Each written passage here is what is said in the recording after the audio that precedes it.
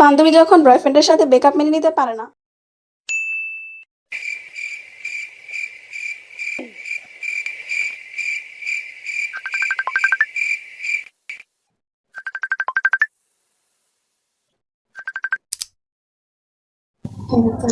Hello.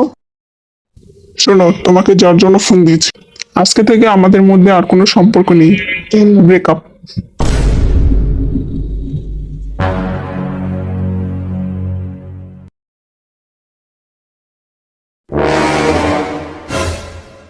আজকে থেকে আমাদের মধ্যে আর কোনো সম্পর্ক নেই।